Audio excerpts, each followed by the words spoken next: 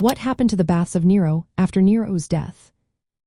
Imagine walking through ancient Rome and stumbling upon a grand complex that once symbolized imperial luxury. What happened to such marvels after the emperor who built them was gone?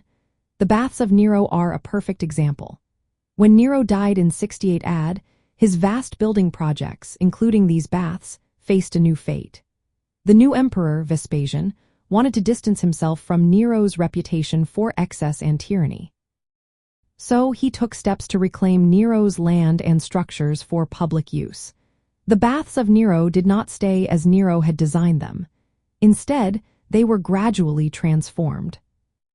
In the early 3rd century AD, Emperor Alexander Severus decided to rebuild and expand the baths. He added new features and improved the architecture, making the complex larger and more functional. The baths then became known as the Baths of Alexander or Thermae Alexandrinae. During this renovation, many original materials from Nero's baths, like granite columns and marble capitals, were reused. These fragments were so valued that they ended up in other famous Roman buildings, including the Pantheon and various fountains. This reuse shows how Roman builders appreciated quality materials, even from older structures. The site of the Baths of Nero was located in the Campus Martius area, covering a large space with typical Roman bath features.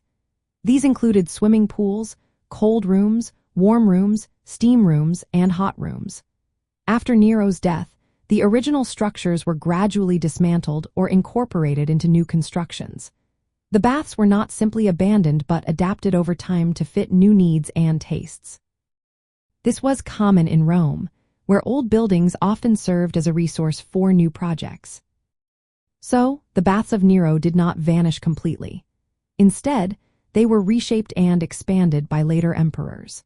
Their ruins provided building materials for other important monuments, showing how Roman architecture was a continuous process of reuse and improvement.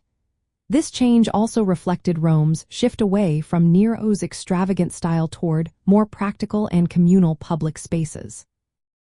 The baths story illustrates how Roman engineering and architecture evolved, turning old structures into new symbols of civic pride and utility.